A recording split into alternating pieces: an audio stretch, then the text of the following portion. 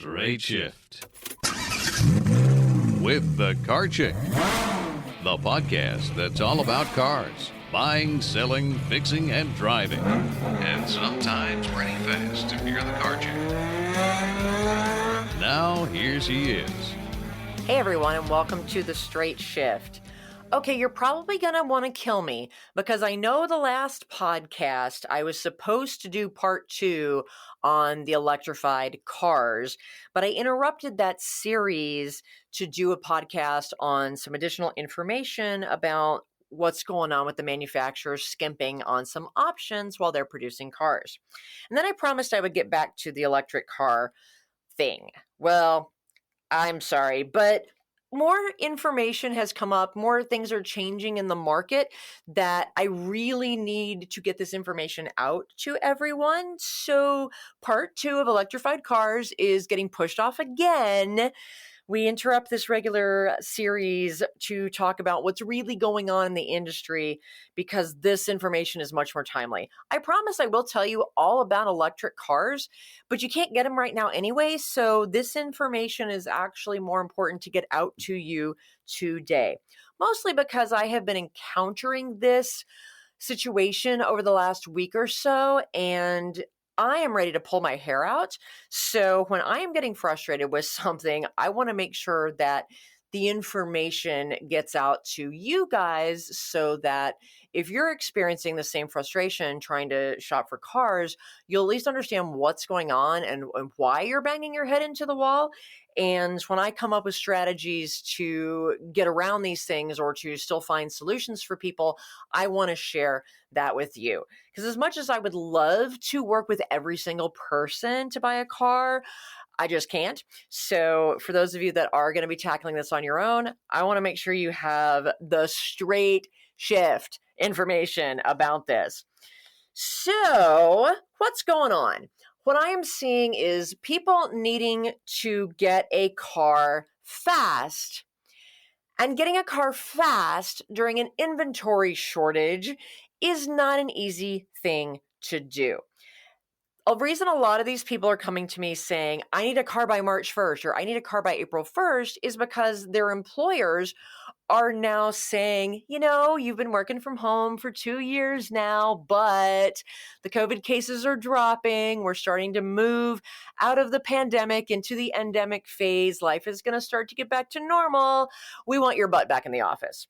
So people that sold their car during the pandemic and were enjoying just having one car, or maybe they live in the city and have been using public transportation, and now all of a sudden they have to go out to the suburbs for work. They're like, oh crap, I need a car. And they're realizing that there are no new cars. And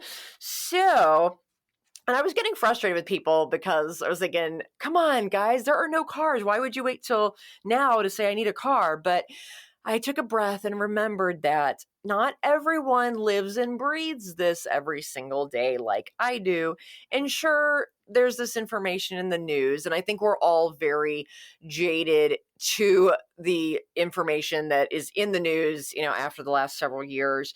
So I get that the average person who is not living in the automotive industry on a day-to-day basis probably does not realize just how bad the inventory shortage really is. And I have been saying this on my podcast, but the situation continues to evolve, or rather, I should say the situation continues to devolve. And there's changes every week, and I'm learning new things every single day that I'm shopping all over the country. So what has happened most recently is that the Omicron wave of COVID hit Japan.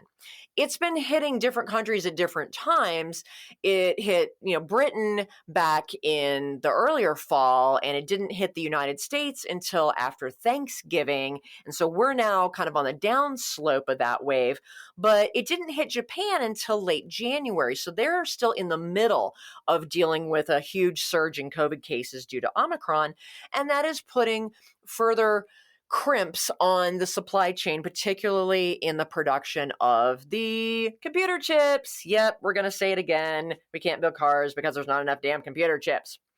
So what's happened is the car manufacturers that have plants in Japan have had to shut down those plants for a day here or 2 days there, just because they have not been able to get the chips. And so they've had to literally idle their plants for a period of time. And that means that they are not producing cars. The two biggest manufacturers that have been affected by this are Subaru and Toyota. For Subaru, this is affecting the production of the Forester, which is one of my favorite small SUVs, so I'm heartbroken, as well as the smaller Crosstrek, because those are both built at their plants in Japan. They've got two plants that produce those two cars, and then they have another plant in Japan that produces the engines. And so even for the vehicles like the Outback, the Legacy sedan, and the 3-row SUV, the Ascent, even though those are built here in the United States at their Indiana plant, 40% of their parts come from Japan. So they are still struggling to build the cars here because the supply chain in Japan. Don't you just love a global economy? But it's really, really affecting the Foresters, which are, of course, what I'm shopping for right now. So similarly with Toyota, it's affecting the production of some of the RAV4s. Some RAV4s are produced in Japan, some are produced in Canada. They spread things around a little bit, but most of the hybrids, especially the Prius, that's produced in Japan, and all the Lexus luxury cars. So remember, Lexus is Toyota's super swanky brand, so Lexus is being affected by this as well. 2 days of shutting down a plant doesn't sound like a lot, because you think, oh, if I have to be out of work for 2 days, yeah, I get a little bit behind, but it's not a big deal. But if you think about each of these plants normally spits out a good 2,500 or more cars per day. Now you're talking about a day of shutdown here, a couple days here, a couple days there. Subaru's been shut down for at least 6 days that I know of. So that across all their plants, including how it's affecting the ability to produce the cars here in the United States. Okay, so now you're talking 30,000 cars have not been produced in just the last couple of weeks. That's a really significant amount. And so all the dealers are not getting their cars. Toyota, same thing. They lost production on 47,000 cars across their two plants just from a 6-day shutdown. So when you really start doing the math, it adds up really, really quickly. And then we see that as the dealers are not getting the cars that they would normally have been allocated, which were reduced already because production has been cut because we don't have enough computer chips. So it's just compounding and getting worse. I literally bought a few Foresters, over December, and they came in January. And so I was thinking, oh, I haven't had any problems getting Foresters, so let's, look at a Forester for this client. Only to find out, well, guess what? The Forester production just came to a screeching halt, and now we might not be able to get one. I was lucky for this one client, and because I have such great relationships with Subaru, one of my best dealers had one inbound. It's going to be here sometime in March that is going to work for my client that we can get, and she's not charging me over sticker, thank goodness. So that we got lucky and that worked out, but it's still, the person is going to have to, probably rent a car in order to get to work starting March 1st, because this car won't be here quite by then. So we're just seeing a lot of additional challenges, and it's a very fluid situation.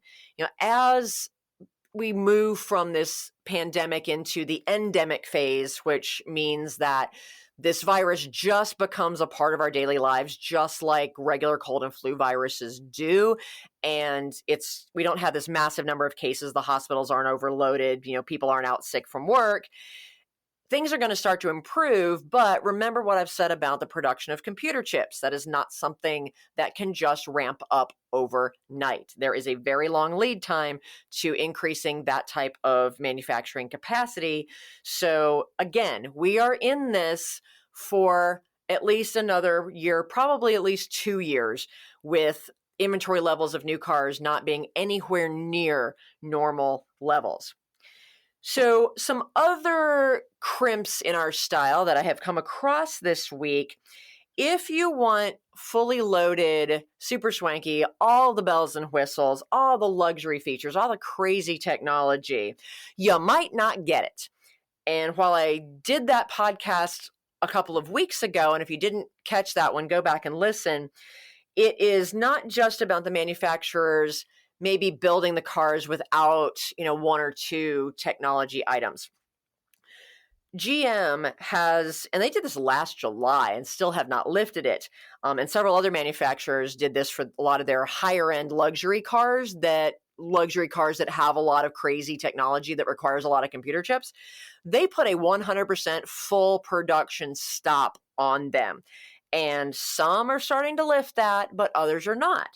So another situation that I have encountered this week with a client who really wants a fully loaded Chevy Tahoe Z71 with the luxury package and the driver assist package and pretty much every cool bell and whistle you can put on it, I had to tell him we can't order it because GM has a 100% stop production. And that also then goes for the similar Yukon and the Cadillac Escalade.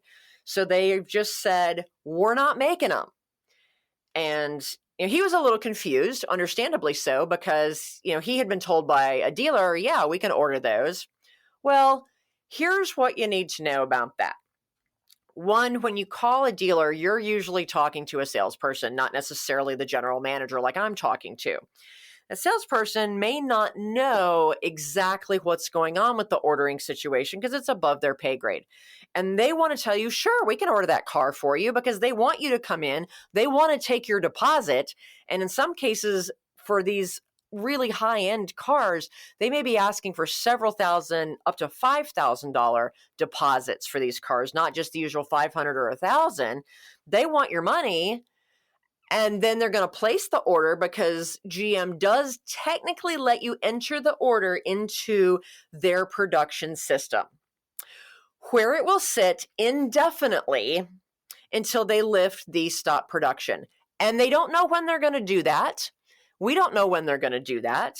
So there have been people that technically ordered a super fancy Yukon or super fancy Tahoe last summer, and it's just still sitting out there in automotive limbo. So take with a grain of salt what any dealer tells you. And different dealers will tell you different things. I call so many dealers all the time. And even within a certain geography, if I'm shopping in Chicago or I'm shopping in Seattle, I will call 10 different dealers in those areas. And I will often get 10 different stories. And so, it's about kind of weeding through what's really true. And that's when I just escalate to the very top of the food chain and be like, what's going on? And working with the dealers that I have long-term relationships with and I trust them. They're not going to lie to me. And so the GM calls me back and says, okay, yeah, so here's what's really going on. So you have to ask the right questions. If you're trying to order a car, you need to ask because they may tell you, oh yeah, it's a 3 to 6 month time frame to order that car. Well, that 3 to 6 month time frame may be referring to the more kind of normal mainstream models that don't have all the luxury features. It may be referring to the $50,000 model, not the $80,000 model that they see orders for most often. And yeah, that may be 3 to 6 months. But the one you want to order, because you want the very best for yourself, and I don't blame you, but that order may take a lot longer, or it may be that indefinite. They are not building these cars at all right now, and we don't know when that will lift. So you have to ask those types of questions and be prepared to hear an answer that you're not going to want to hear. I understand, when you can afford an $85,000 luxury vehicle, you don't want to have to settle. And I don't care if you're buying a $20,000 car. I don't want you to have to settle. I don't believe in settling. But the reality is they're not building them, period. So there's really not a choice. We are in an unprecedented time. Our grandparents, remember back to, the Great Depression and World War II. Some of them may still be around from World War I, if they're that old. But, there were times when you just couldn't get things. You couldn't get butter during the war. My mom talks about that from her childhood. There were rations. You couldn't get real butter. You couldn't get all these things. And we haven't lived through that because we do have a global supply chain and we tend to be a little more insulated from that. But guess what? The whole global supply chain is affected. And so I'm sorry, but you may have to just come to the reality that you're not going to get what you want right now. Some of the manufacturers have started to lift it. A lot of this depends on their supplier relationships and where they get their computer chips and what country they're built in and what that supply chain looks like and what their COVID situation looks like. So I also spoke with someone today that wanted to order a Mercedes S560 Maybach. I love when people with really awesome taste call me. It's so much fun. And those you've not been able to order either. Same thing with the G-Wagons. They haven't been building them. Mercedes is like, sorry, not building them. Well, earlier this week, they lifted that order, but each dealership that deals in those cars is only getting 1 or 2 allocations to build those per year, like not per month, per year. And if there's already a line, so I talked to my best Mercedes contact, and he said, well, if you want the S580, the V8 version, you're probably looking 1 to 2 years if we order it this week. If you want the 12-cylinder version, you're probably looking at 3 years wait for this car. So you're going to have to plan ahead with these vehicles. Ordering and getting it in 3 months on these super luxury cars, not going to happen. The Audi A6 that I ordered back in September, we're not going to get till May, but at least we have a production slot for that one. For some other manufacturers, I'm still shaking my head trying to figure out what their strategy is for picking up orders in their system and deciding which cars they're actually going to build that people have submitted orders for. One would logically think that it would be a first in, first out, first come, first serve situation. Oh no, that would be too easy. It's apparently not. So I finally got a hold, escalating up the food chain, a Kia manager, because I ordered a Telluride for a client at the end of October, and we thought it was going to be 3 to 4 months. And for other Tellurides that I've ordered, that's what it's been. This one is still sitting out there in order limbo, meaning it is submitted to Kia. It's sitting in their system, but the status is still open. It has not been picked up and slotted into a production slot yet. So it's in that automotive limbo. And I don't know why. It's not the fully loaded version. It's actually a very conservative version that's not going to take nearly as many computer chips. Why have they not built this yet? Well, I don't know. And none of the Kia managers know. And they have spoken to their district reps from Kia Corporate who don't know. And so we're thinking that it might be the throw a dart at a dartboard method of selecting which cars they're going to build. I don't know. But again, you have to, when the dealer tells you, oh, it's going to be about 3 or 4 months, take that with a grain of salt. They don't really know that. The dealers do not get 100% information, and the manufacturers are just, some of them are using a methodology for deciding what cars to produce that no one has been able to decipher. It's really, really weird. So I'm a little irritated with Kia on that. Another frustrating thing is, when you order a car, you tend to go out to the manufacturer's website where they have that, build your own whatever. And you go through that build process because that allows you to choose the trim level you want and choose front wheel drive or all wheel drive, choose your colors, choose all your packages, all of your accessories. And then it prints out that nice build spec that you can then give to the dealer and say, I want this one, please build it for me. Well, those websites are not entirely accurate anymore. The manufacturers have been having to increase the MSRP, the sticker price of the cars, because their supply chain costs are going up. And they may not be updating the prices on their websites. So you can build the car and you build it and it says it's going to be, $42,550. Well, actually it's going to be probably $2,000 more than that because they increased their prices but didn't bother to update their website to the consumer. How frustrating is that?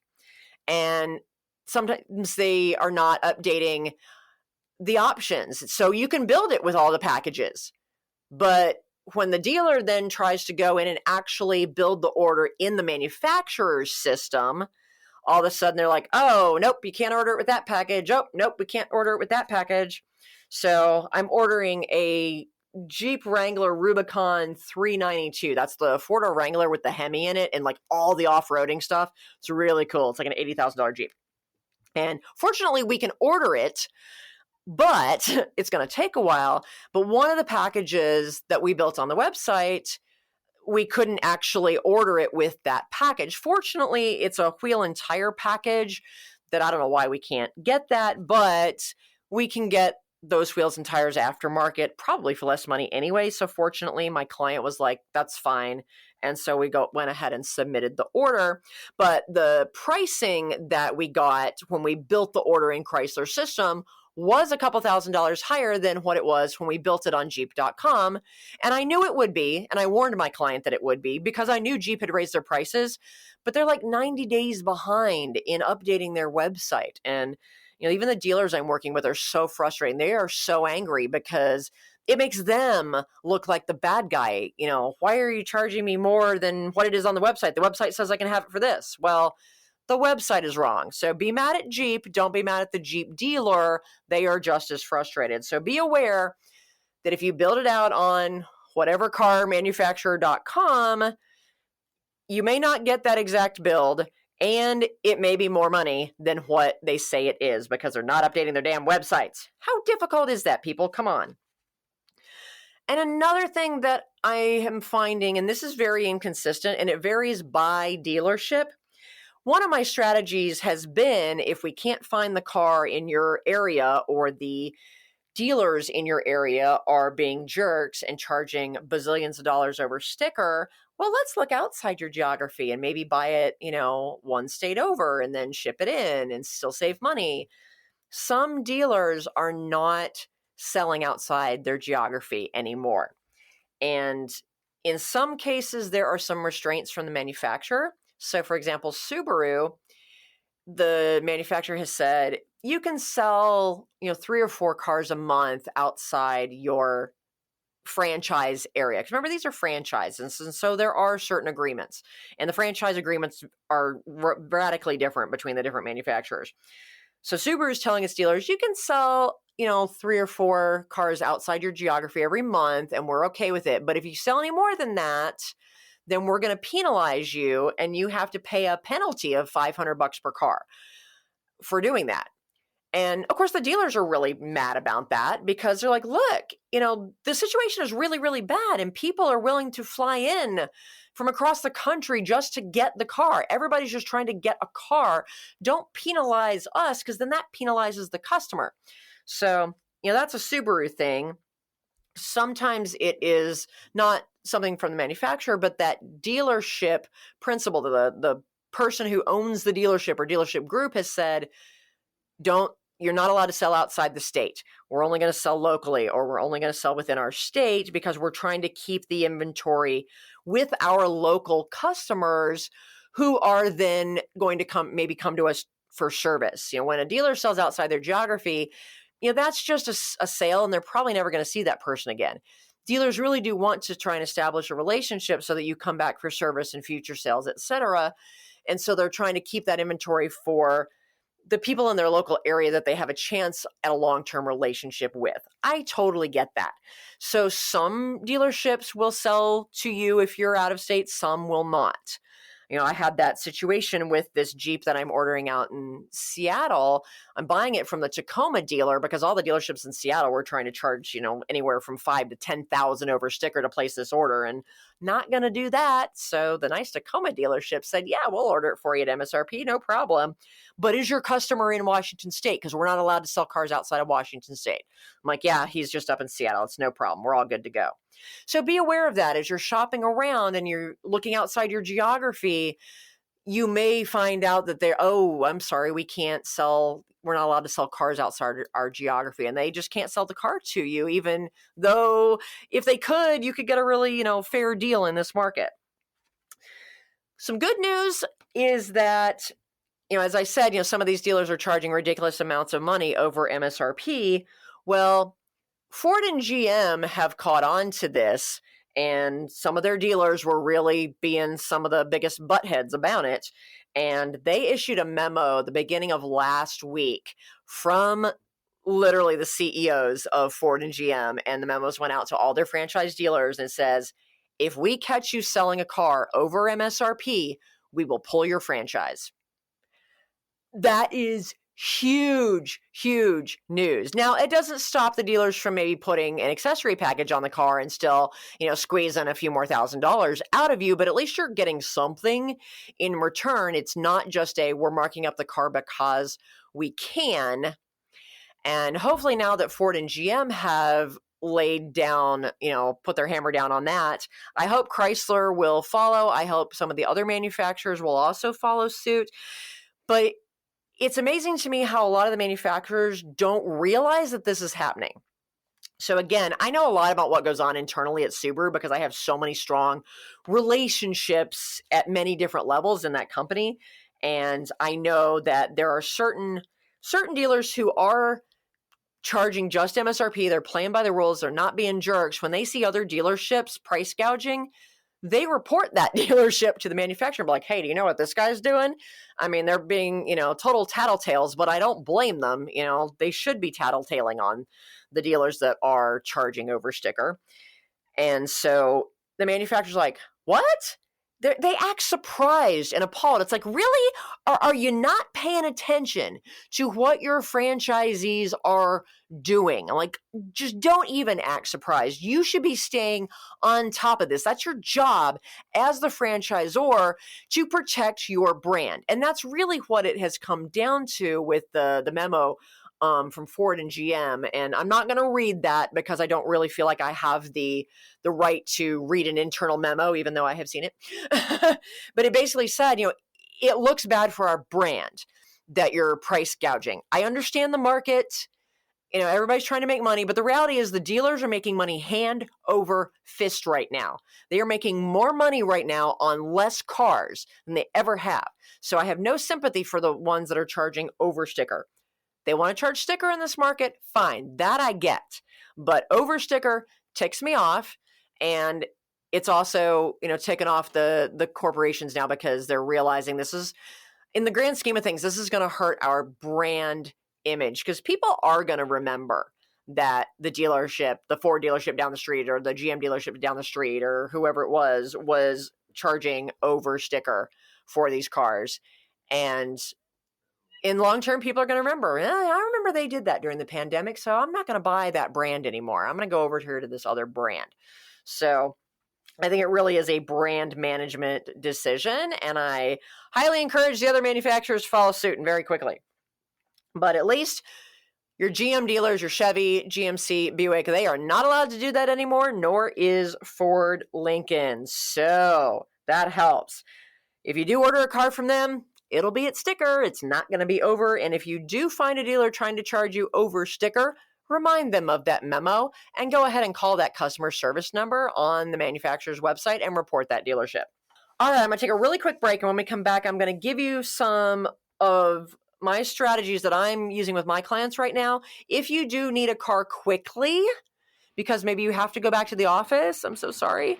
Let me give you some strategies, but I will be right back after this.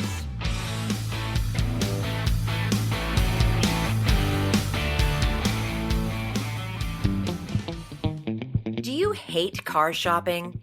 Do you worry about being taken advantage of or about finding the right car at a great price? Buying a car can be a frustrating and time-consuming experience. But what if you could get a great deal without having to do a ton of research, without having to haggle, and without the fear of buying a lemon? You can. As your personal car shopper, the Car Chick will help you pick the perfect car based on your unique lifestyle, budget, and personality. She'll handle all of the legwork and negotiating for you. All you have to do is sign the papers and take the keys. It's that easy. To learn how the Car Chick can save you time, money, and hassle on your next car purchase, give us a call at 704-248-8706. That's 704-248-8706. Or visit us on the web at thecarchick.com.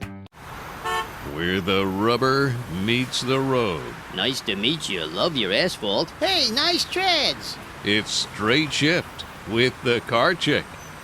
Hey everyone, welcome back to The Straight Shift. Today we are talking about what to do if you need a car quickly because maybe you got a new job or your employer has now said you can't work from home anymore. We want your butt back in the office. And you're like, oh crap, I need a car because I sold mine during the pandemic and we were fine as a family on one car and now we're not. So, because the inventory situation is so bad for new cars, you may not be able to get what you want. So getting a car fast is kind of a relative term. You know, fast doesn't necessarily mean today. It might mean in a month. So keep in mind, fast is a relative term, but you may very well find that what you really want, you're not going to be able to get in the time frame that you need to have a set of wheels to get to work. And as I've said, I really don't believe in settling, not just for cars, but in anything in life. But the reality is you may need to have a reality check with yourself and say, okay, what really are my priorities?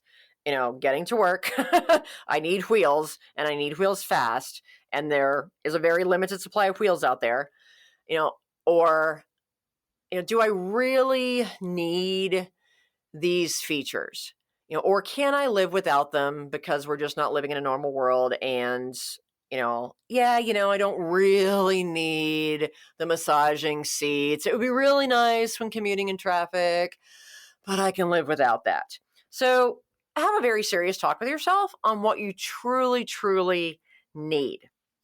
So here, what I've been talking with my clients is we may need to make a tactical purchase to get you a vehicle that's going to get you to work by the time your butt has to be back in the office, and then plan ahead for the more strategic purchase in a couple of years when, hopefully, knock on wood, the market starts to normalize again. So here are some different strategies. You may need to look at a different make and model car than you were originally thinking. So even within a certain category, some manufacturers are doing better than others. So for example, in the compact SUV category, which is a very popular category, I love Subaru Foresters. I dearly love them. RAV4 hybrids, great car. But you can't get them right now. Not quickly necessarily. You might find one that's not pre-sold, but most of them are sold a good 3 months into the production pipeline. For some reason, Mazda seems to be doing a little bit better. And I've been able to buy CX-5s, today. It's on the ground. It's at the dealership. It's for sale. We can buy it today. So, you may need to look at some model cars that you might not have considered before. And that could be a good opportunity to discover a car that you might really love that you just hadn't thought about because you didn't have as much brand awareness of it. So that needs to be a strategy. Find out what is actually available. And to do that, you're going to have to pick up the phone because just going to the dealer's website and looking at their inventory list isn't going to do you a bit of good. The dealer's website is plugged automatically into their back-end inventory system. So the cars that they get from the manufacturer come into their system and they end up on the website. Most of those cars, if not all of them, are pre-sold. So it says it's available. It's not. You have to pick up the phone and call. You might need to buy a used car. And I know that really stinks because one, if you like having new cars because you don't want to buy a car that, has a history, you want your own brand new car that nobody else has touched. And the used car prices are so high that it's nauseating to look and see the price of a 2-year-old used car with 20,000 miles is what MSRP is on a brand new one. I mean, that makes me sick, but it's the reality. Used car prices are up 40 to 50%. It's ridiculous. But if you are in this much of a pinch and you need a car quickly, you may not have a lot of choices. You may have to make the decision to buy a used car just tactically, even if you're only going to keep it for a year. And, then, you're going to go make plans to order what you really want. That may actually be the least bad decision that you can make. A lot of people have said, well, I'll just rent a car, for a few until mine comes in. Okay, that's a strategy. So I thought, okay, no, the rental car companies aren't exactly flush with inventory either.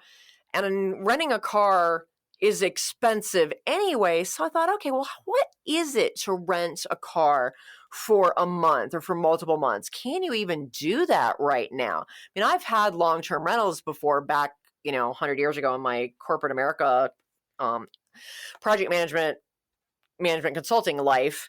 We had long-term rentals all the time, and I knew what they cost the company back then.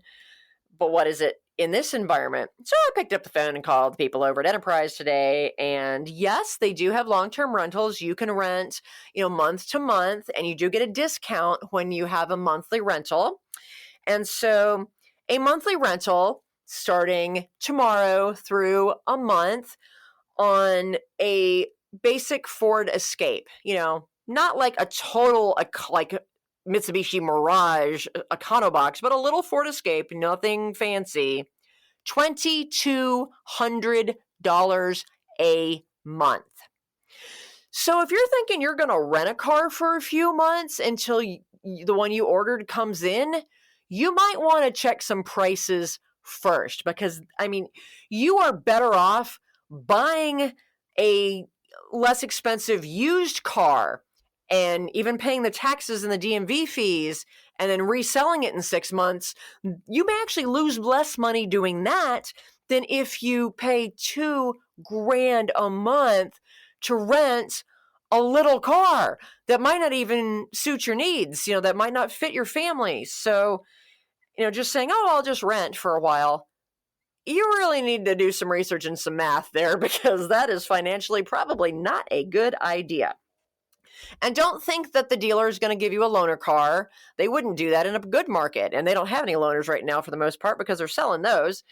And, they don't have cars to rent. They don't have a car to lease you for a short-term lease. The point is there's no cars.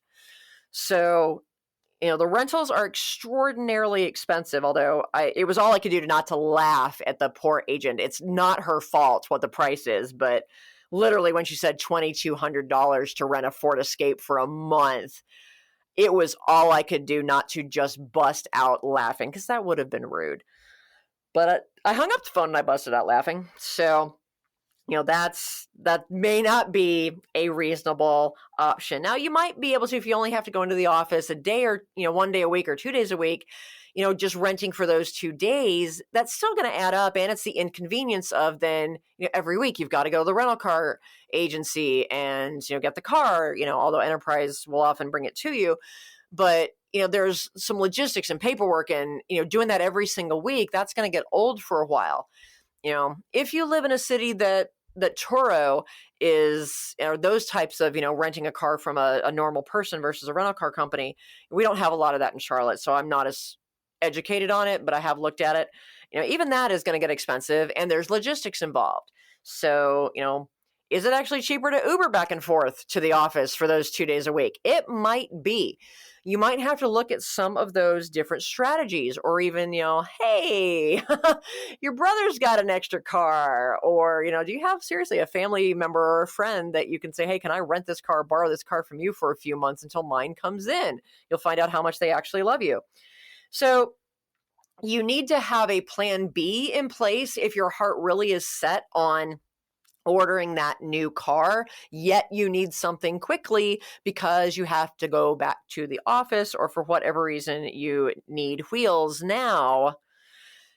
There's a short-term solution and then you look at, ideally what is it long-term. So for example, I have a lovely young couple client up in Chicago. They live in the city, which is really cool. They're planning to start a family and their goal is to have, 2, maybe 3 kids over the next 7 years. And so they wanted to get an SUV that would last them that long and get them through building their family so that they only had to buy one car. They were making, a very smart strategic decision, just not factoring in how bad the market was because they didn't realize just how bad it is. And of course, the one they want is the Kia Telluride, of course, like everybody else, which is why you can't get them. And so I had to give them a reality check and say, unless you're open to paying through the nose for a used one, we're not going to be able to get a Kia Telluride. in 2 weeks when you have to go drive into the suburbs. The wife now has to go into the office that's in the suburbs a couple of 2 to 3 days a week with this new job. So they've not had to have a car because they've lived in the city of Chicago with all the great public transportation. So I said, okay, let's think outside the box here. I realize that you're looking long term and thinking really strategically, and that is awesome. However, let's look at this from a different angle.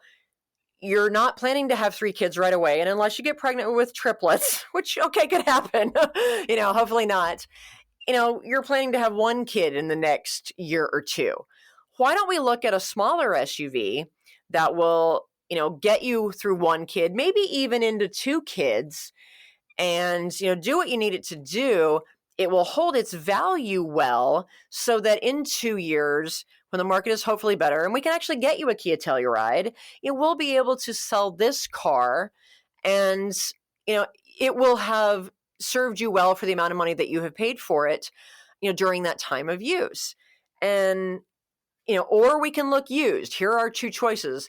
And they just really were not comfortable going with a used car, especially with the high prices, which I respect.